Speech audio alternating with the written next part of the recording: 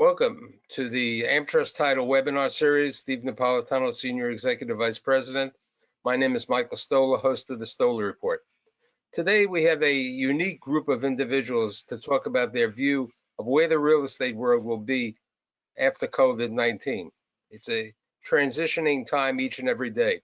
So today's guests include Rob Verone, Principal Owner of Ironhound Management Company, LLC, Tony Feynman, who is the Managing Director and Head of Eastern Originations for Acor Capital.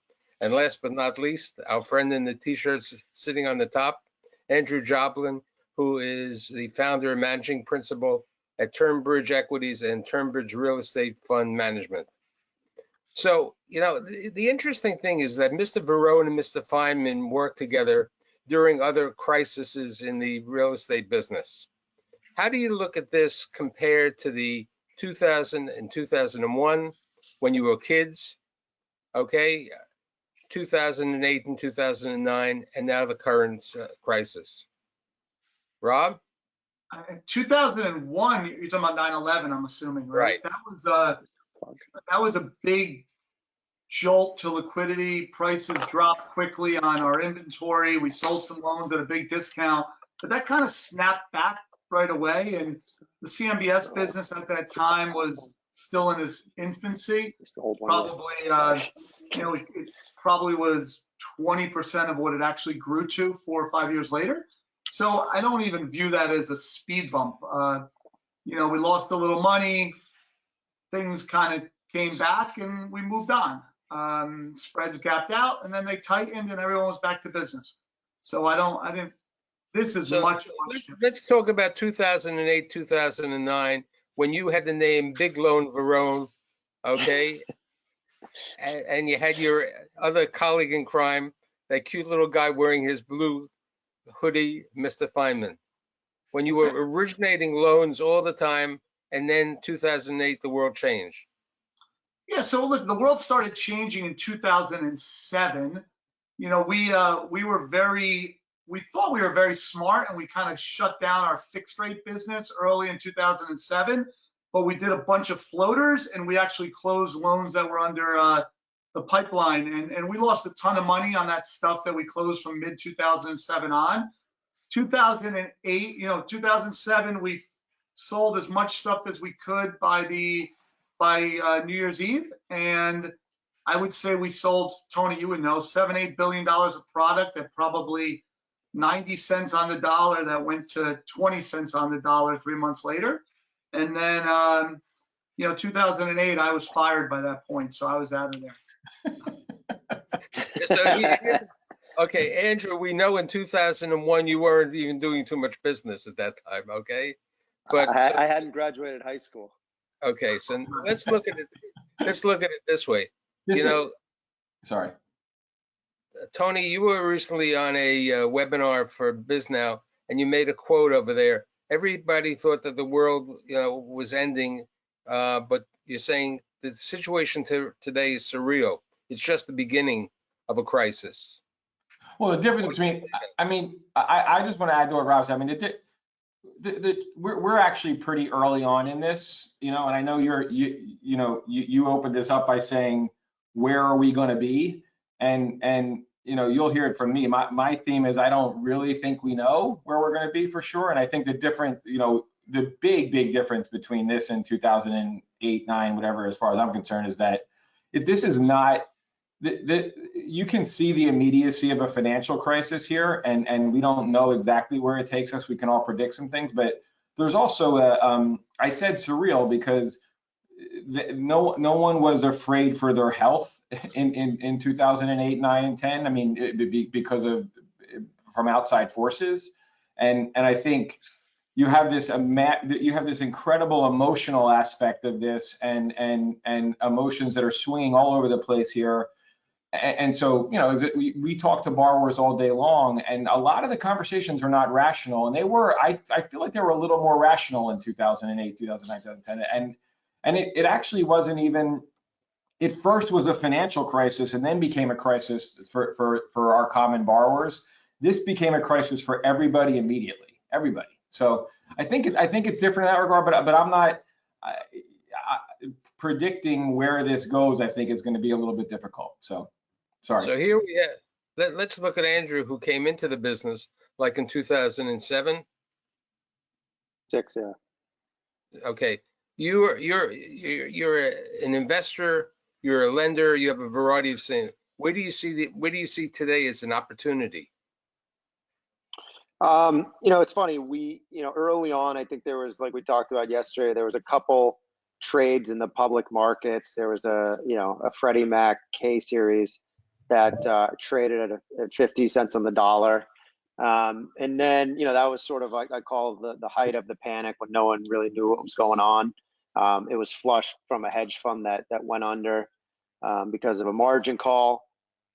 Since then, we haven't really seen much of that and much of that opportunity. So we're, looking in the med space like a lot of people, looking at notes, trying to take advantage of stuff that is well priced. But to be honest with you, I don't think it's really come yet. I mean, we've spent a lot of time looking for opportunities and haven't felt that we've found anything that is really interesting. It's funny, Andrew. Rob's You say you spent a lot of time. We're only like in week 4 of this, right?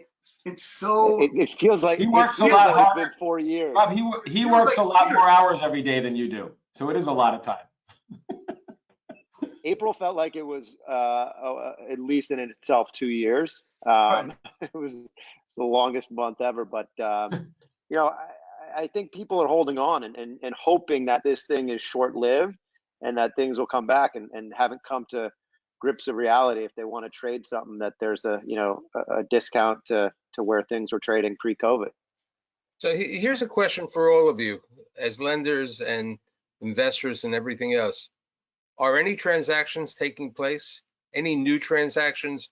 I remember Tony was quoted saying, yeah, any transaction that I was working on in the past may have taken place because it had already started.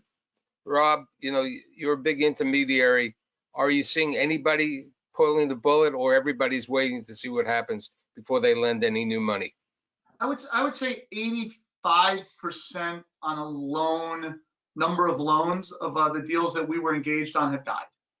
There's still 15% that I think half of that 15% will close in the next 2 weeks, and the rest, I don't know. Okay, have there been? What about new transactions, Rob? We have 1 or 2 new deals that we've signed applications on, and it's at a reset basis and a reset pricing level. Tony, you're a lender, okay? What are you guys doing? You put out a lot of money over the last couple of years. We're lending money to Andrew, really, is what we're doing right now.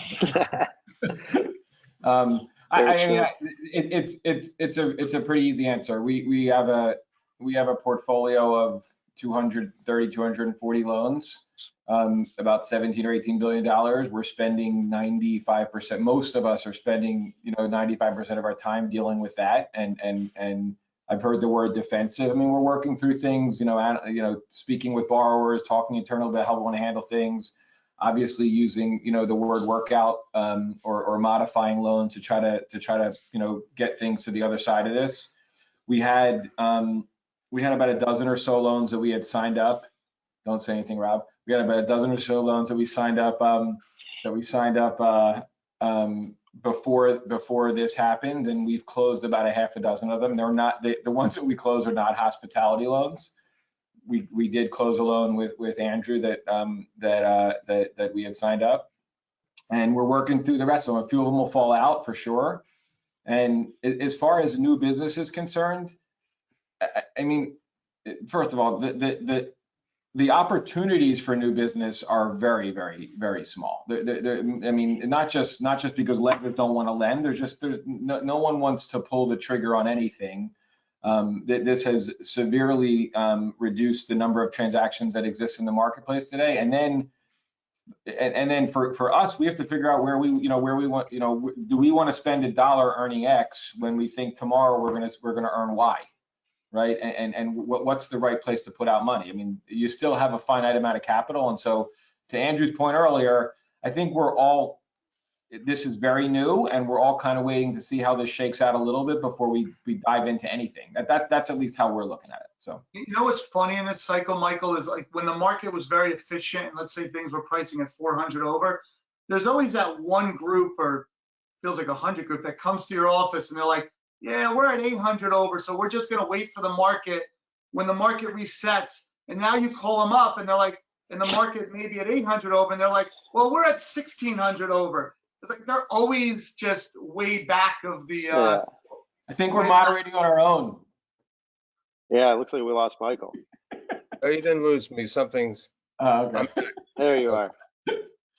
Yeah, no, Rob. It's the same thing on the. We meet with obviously a lot of capital partners for larger deals, and everyone's like, all right, we got there's so much capital on the sidelines. I read a stat, 38 billion pre-COVID. That was real estate private equity raised, sitting on the sidelines, ready to pounce. Right. And we're kind of at this time now, and everyone's sort of like, yeah, I want to see how it shakes out. If you got a 9-month close, we might look at it with you. And it's just like, I don't know. Life's too short. Andrew, you made a number of investments in the last couple of years, significantly a number in New York. You did one in the Valentine in New Jersey. So you're still bullish on the industrial market, correct? Yeah. So all of the New York trades were industrial in the last mile sector. And so I think our furthest asset's about 23 miles from Manhattan. And, it was something where you saw decreasing supply. The only asset class I could think of with decreasing supply and increasing demand. And then, as we mentioned yesterday, you got an aging population now that for the first time ever signing up for things like Amazon and Fresh Direct and Instacart. And, they're thrilled with how easy it is and how user friendly these things are. And I don't think that's going to change for a long time. So you're seeing, if anything, people lean into e-commerce, and therefore there's going to be, I think, higher demand for warehouse space because there is very limited space in the New York metro area. What type of lenders did the transactions for you? Were they balance sheet lenders? Were they tough guys like Tony, or the CMBS that Rob sometimes loves to deal with? So no CMBS, thankfully. Tony's our largest lender. I think we've got 5 or 6 loans together. Acor's, the best. I mean, like Tony said, we closed the deal that we'd signed up pre-COVID in Raleigh. And, what did we close it on, like March 21st, when who knows where the world was going. And, not many lenders would have stepped up, and they did. And for that, we're going to be very loyal to them moving forward. And it's a great relationship. And, I think one of the things I remember back when I was at Fisher in 08, 09 was, you had relationships to lean on, and there's very few people stepping up for their best clients. And the Fishers at the time was M&T Bank, and remember that they kept lending through that time. And so it was very important to me as we start to build our company to align ourselves with great relationships. Rob, where is there a CMBS market today? No. Today? No. I mean, you can't get a new bid. No, I don't think anyone's doing 10-year IO. I mean, 10-year financing right now. So who's doing the deals? I mean, there are certain transactions still, into various stages of development. So who are the lenders today? Is it the insurance companies? Is it the private equity, the debt funds? Where do you see that? The New York community banks are lending money to signature banks. I mean, I agree with Joblin 150%. Like, everyone got very, you need to preserve your you need to treat your relationships well in good times so that they're there in bad times. If you take a blowtorch to your lender on every point and every basis point and every last dollar of proceeds, they're gonna cut you pretty quickly. But if you and I used to have borrowers when we were Wachovia all the time say, have an extra 10 basis points on this loan, right? They were generous when they could be, and then on a different deal, they'd say, I need you to be 10 tighter. And it was just a relationship, and that's going to come into play. Okay, Andrew, and this is for all three of you. Andrew, you bought a shopping center in Cary, North Carolina, which was basically an 850,000 square foot shopping center, and you bought Dillard's out most of it. Where do you see, and Andrew first and then the others, what do you see the repositioning of retail in light of COVID-19? I mean, Simon Properties opened up their situation, they're shopping a number of them today. So, I mean, the Cary, North Carolina example is, that's one of the best growth markets, I think, in the country. You talk about the research triangle, you talk about the job growth. Actually, Tony's my lender. You can't really find a better demographic with such undeveloped area. So in that scenario, we bought that mall really well, and we're sort of kind of rooting for it to empty out, because we've just got through rezoning with the town of Cary. I think the big thing is taking these massive enclosed malls. No one wants to be inside of these things. They want to be more of a walkable, mixed-use experience where you can work, live, shop, eat at great food outlets, etc. And so it's really reimagining and taking what is 900 or 1 million square feet of retail, shrinking that probably down to 200,000 square feet maximum, and adding a plethora of other uses like life science, medical office, multifamily, perhaps some for sale product. It really is a reimagining. And as far as the malls go, the biggest impediment to seeing this through, which I think is going to be the huge risk why most malls are going to die, is there's the REA, so the big box folks. They control everything, and if you don't have their approval, you cannot do anything to the existing mall. And these guys can be pretty tough and regimented in their ways. So it's going to be very challenging. A lot of them might not be there when you have to go soon, so you might be okay. Yeah, it's true.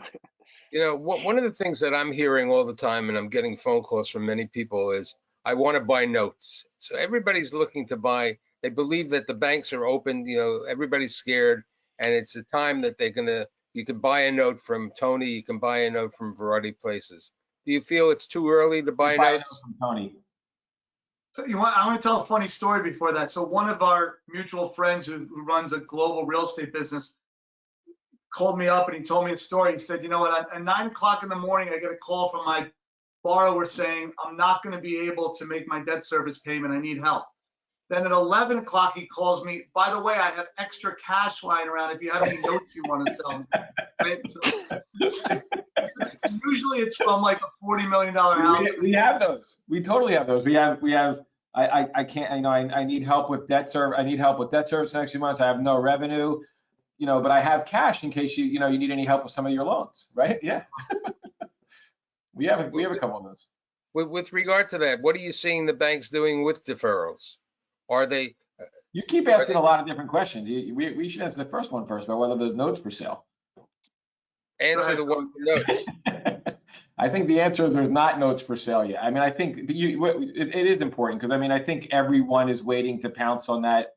I shouldn't say everyone. There's a lot of people out there waiting to pounce on an opportunity. That's what a lot of the phone calls are the last few weeks.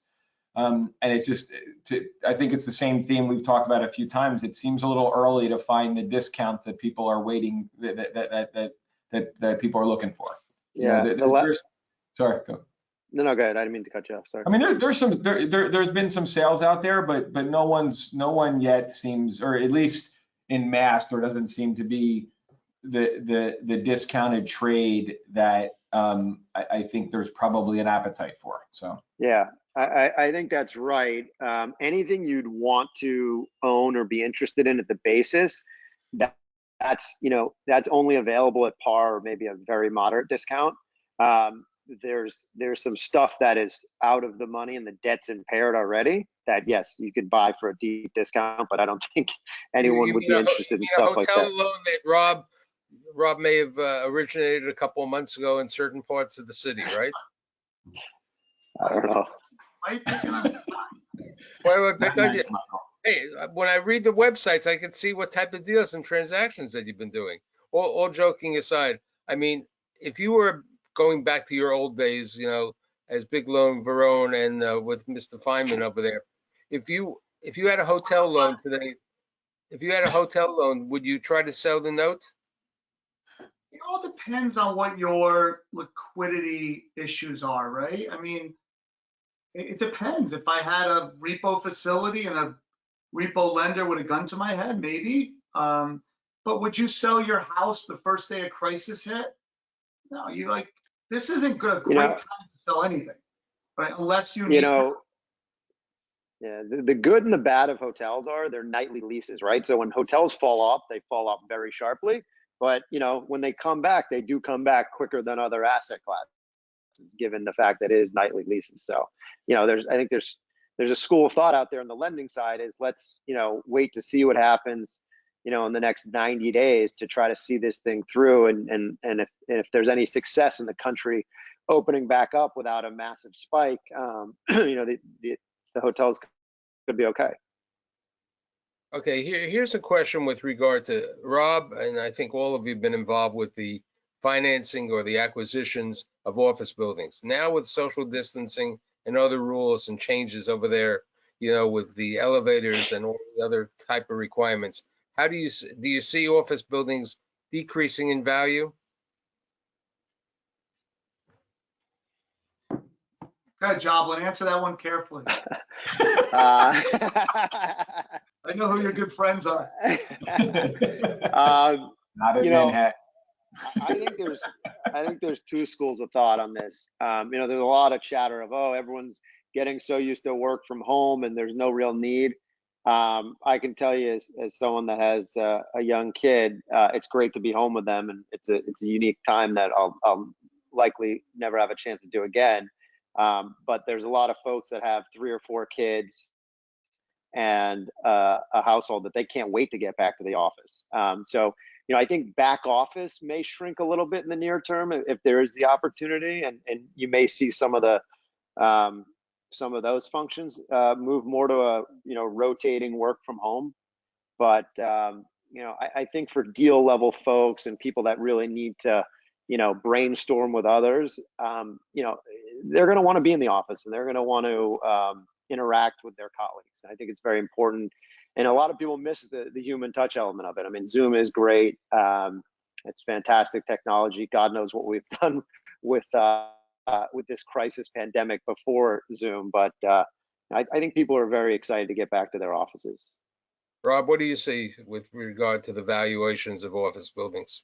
No, I would not bet against cities like New York or gateway cities, and smart people own these buildings and they'll figure it out. And maybe more people work from home, but maybe you need more square footage because you're spread out a little bit. But I think we're completely ignoring that there may be a vaccine in 12 months, and like you couldn't even redesign a floor plan in 12 months, and you may have a vaccine. Like, so there's so many.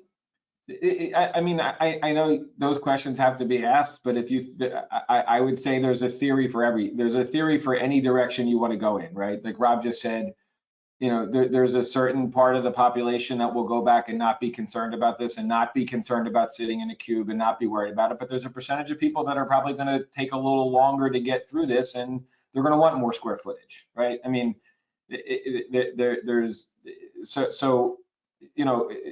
the working from home thing, I think I'll go a step further than what Andrew said. I think it's very easy in the first 3 weeks of this to say that working from home works.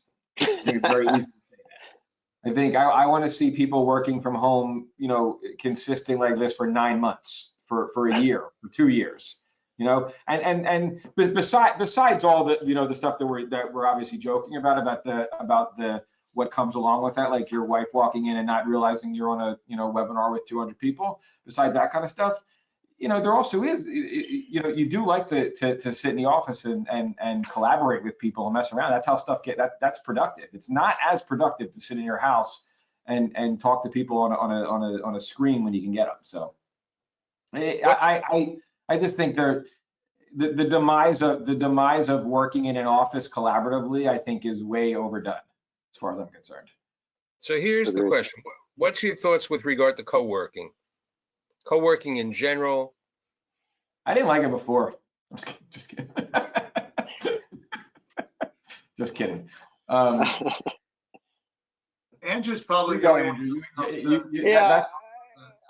think it's going to have to be reimagined a little bit, given just the density per square foot that these things are packed into. But it is such a great engine. I mean, look, we started our company in a WeWork, and we were fortunate to grow out of there. But I'm not ashamed of that. I think it was an awesome experience. We've met a lot of like-minded entrepreneurs, and there is definitely a benefit of keeping your costs down and not having a long-term commitment, especially as you look in different markets. And it's a great way. If you're wanting to test out, hey, do I want to open an office here or there, rather than signing a traditional 10-year lease if it doesn't work out, you've got short-term flexibility. There's a lot of great benefits of it.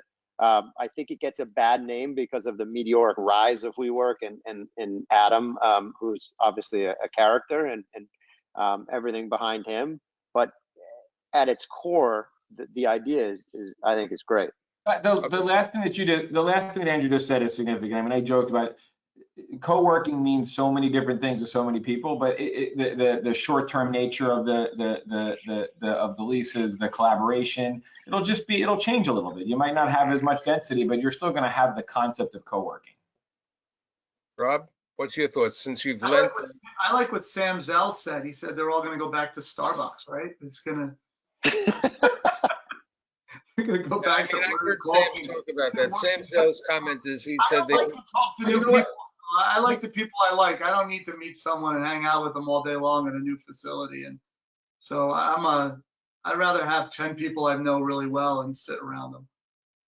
Okay, another thing that's come up over the last couple of years is Airbnb, Sounder, and so on. Where do you see the Airbnb in light of the hospitality crisis? Who wants to take it first? I mean, I guess people use it like crazy and they like it. So I think I'm a little different for that. I'm a little different age group. Yeah, I think they're gonna be the same way. You don't want to be around more than 10 people. I think certainly in the short term, as this is fresh in people's mind, Airbnb is going to have to come up with some more stringent, cleanliness policies and things based around sterilization, et cetera. Otherwise, I think it's going to be a tough sled. But at the same time, would you rather rent a house or, be in a hotel that's densely populated with a lot of people running through there? So there's pros and cons to it all, but I think definitely long term, it's a very viable business model. It's something that's going to be around for a long time, but short term, they probably have to ratchet up the standards a bit. And I think the issue with Airbnb is not that that model goes away. It's that in the short term, some of the inventory might go away, or you might have a hard time with the inventory. The inventory might change hands for a little while, so there might be some disruption there. But that disruption could coincide with the lack of customers too, and it could. I see a smoke on Rob's face. You have Corona and your wife tells you to get out of the house, so you rent an Airbnb and you go and check someone else's house just because you got kicked out of your house. That would suck. Okay, since I have two individuals who are physically located in Florida, Tony and Andrew, what do you see about the Florida business, the condo business and the hospitality business in light of what's happening today, short term and in long term? Go ahead, Tony. That was a lot of question. I'm personally very bullish on this state. There's a lot of reasons why I think more and more people will spend more time here. There isn't the density that exists in other places that I think people are fearful of. The tax situation is very good down here. I think your question about the condo market versus the hotel market, I don't think this is that. The hotel market will obviously need to grow out of this crisis and this situation, and there will be those that survive and those that don't. In the long run, I don't. If anything, I think that there'll be more people coming here, and the condo market will be just will not be impacted ultimately negatively by this. But yeah, I think Florida is going to continue to grow as it has. I think that this is obviously this will be a dent in that track, but I think that there's great upside down here. Yeah, Florida has weathered the storm fairly well through these types of situations. I mean, Zika really hurt the hotel market for the short term. Then it came roaring back. People love to be in Florida, and I think I've heard a lot of folks that have literally. I can think of 7 friends in the last 6 weeks that have said, "Hey, I think I'm moving down finally from New York." Me too. So whether that's condo, houses, whatever, it's a real thing. I mean, New York's is there's no city in the world like it. But when you step back and look at what's important in life and the health of your family, and um, and you see a pandemic like this take over and be so tragic to New York, you have to wonder and sort of reprioritize where you want to be. And I think a lot of people are saying, hey, you know what, the taxes, the political environment in New York, the density, and now we see a pandemic, how dangerous it can be. Um, you know, I think you're going to see some people, but again, New York always has a way of coming roaring back. Yeah, I don't think that New York's going away. I don't think that some of the big markets are going away. But I think, and like I said before, I don't think that we're all going to be working from home for the next 5 years. But I think the one thing similar to what this did to retail and added the added numbers to the e-commerce world, there are people that realize you can spend some time out of the office, out of the physical office, and still be productive. And like Andrew, I know a couple of people that happened to be down here when it happened, that have been down here for a month now, and thought to themselves, this really isn't that bad. This is kind of a nice place to live, a nice place to be with my family. So I'm gonna leave the Florida market and ask a question. hopefully Rob's, he does, the 10 people that he knows and wants to be around, they're still up there. So. No, they're in Spring Lake. They're in New Jersey. Okay. So here's the question for all of you. Andrew, you own multifamily residential in New York. Rob, you finance multifamily residential in New York and New Jersey, and a very large property last year in Jersey City. Tony, you've been involved with the financing. How do you see the residential market in the metropolitan area in light of the June 14th actions, in light of the potential rent strikes, in light of the taxes and everything else of difficulty of doing business? Andrew, since you were an investor here. Yeah, we do not own any multi any longer. We, thankfully, look, it's tough. I think, I mentioned it as one of the negatives of New York is the political environment. And I think, it's becoming very challenging to do business there. But I think some of it is fair. There was, a shortage of affordable housing, and I think that's absolutely necessary. But rent strikes and things like that, and politicians supporting that is unacceptable.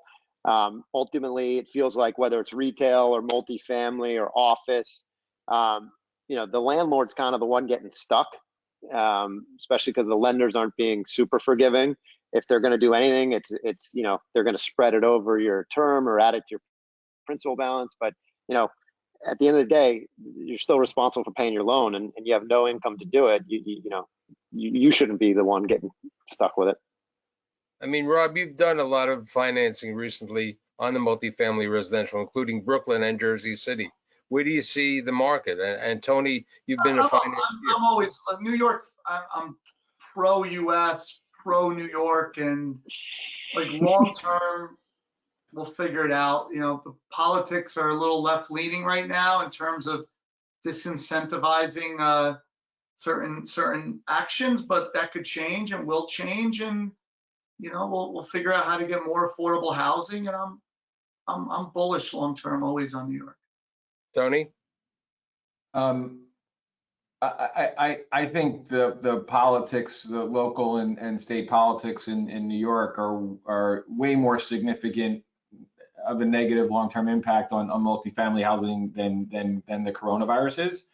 To Andrew's point, there was probably some need for some type of correction with some of the laws, but the swing was just so drastic. I'm not really sure that, it'll be very interesting to see what the reaction is from the politicians to the, I will call it the coronavirus that added a layer of angst to the multifamily business in New York City, because they can either they can either help to bring it back or they can help to further decimate it. I mean, I guess I'm with Rob in that in the long term, it all evens out. There's, you know, at some level, it all makes sense. You know, there's not going to be a mass migration of enough people out of the market to really impact it, but there's some pains that are going to be suffered over the course of the next, you know, couple of years. But I think it has way more to do with the politics than it does to do with this virus. But look at it this way: if you're under 30 and you're motivated and you want to make money, you're going to go to Austin, you're going to go to New York, maybe you're going to go to LA. You're not going to go maybe a little bit of Nashville. You're not going to hang out in Buffalo. He's not doing it, right? So there's always going to be people wanting to New York. And if you're 55 and your kids are done with high school, I mean, done with college, you don't want to stay in the suburbs. You're going to want to go to a city also. So there's two, other than that gap in the middle where you have school and you have kids. That's the reason why it will always be there in the long run. But in terms of the current state of affairs, the recent actions and the environment in general has had the most significant impact I've seen in the 25 or 30 years that I've been, you know, watching what goes on in New York, right? I mean, here's a question about the role of alternative lenders. Andrew, you have a fund. You could be lending money today. Rob, you've been all varieties of things. Tony, you are a semi-alternative lender. Do you see alternative lenders being more active, or do you see balance sheet banks going back into business? Price and proceeds. What about I don't actually see this changing in that landscape. You know, I think I say I don't see it changing the trajectory of that landscape. I mean, the alternative lending space or the non-bank lending space has continued to grow, and a lot of the times the lines have blurred with you know the higher end of the bank pricing and the lower end of the non-bank pricing, and there's a significant slowdown in the marketplace today. But when the market comes back at whatever level it is, I think that the non-bank lenders are here to stay, and they'll continue to carve more and more space out of the market. That's what I think. So. Okay, so one last question before we finish. It's your crystal apple, which I normally have on my set. Where do we see the opportunities, not today, where do you see the opportunities within a year, depending on the vaccine, and which markets do you see as opportunities? Because I heard that, you know, Andrew was talking about Austin, where you have a large investment. Virginia is another market. Where do you see and what type of opportunities do you see? Mr. Feynman first. The city of brotherly love that you're wearing, the sweatshirt? I have a soft spot in my heart for that town. Named your kid Rocky. Where do you see the opportunities for, you know, for us as a lender, you're saying, or in general for the markets? I mean, I guess as for you and also as a for individuals. I would say regardless of whether you're an optimist, you're a pessimist or an optimist about how long this lasts and what the recovery looks like, I clearly think that there will be some pain felt over the coming months and years, and so I think there's, you know, those of us with capital probably will have an opportunity to recapitalize deals, which wasn't the case for many years. I think that the market's been fairly frothy and fairly efficient and tight. So I think there's going to be some opportunities there. I think you know, to Andrew's first point, the one thing that will probably come out of this is that retail is going to be even a little more challenged than it was, because I think there was obviously a change happening, or a massive change has been happening for a long time. And I don't think this did anything other than to exacerbate that change. I don't think and so I think there'll be the opportunity is to reimagine those situations probably. Rob? I'm a slow and steady guy, so I think if you find the right deal in the right city, you work it, it's much better than being a teller at a bank, right? I think real estate is a great business long term, very tax efficient for a lot of people, and will continue. For any tellers that are listening in, there's nothing wrong with that job, by the way. Tony. I was a bank teller in high school. Okay, Andrew, since you're the investor, Uh, you're the youngest of our group over here. Look, I think it's kind of continue to be in these a little bit of these secondary markets like Austin, Nashville, the Research Triangle in North Carolina. I think you're just seeing a lot of migration of companies and talent wanting to live there and be there. So I think that continues. And then, as we talked about New York a lot and people getting really negative on it, if there is price discovery there and, New York does become, distressed and everyone's negative, and that's when I think, we lean into stuff like that and start really paying attention to it and looking at it, because, New York is the most resilient market in the world, I think. And so to make money there, you gotta kind of lean into it when others are scared running away from it. So I think that's a very likely opportunity down the road. I'd like to thank Tony, Rob, and Andrew. This is Mike Stoller for the AmTrust webinar series. And we'll be back next week with another installment talking about Thanks, Michael. Thank you, Michael. Take care, guys. Have a good weekend.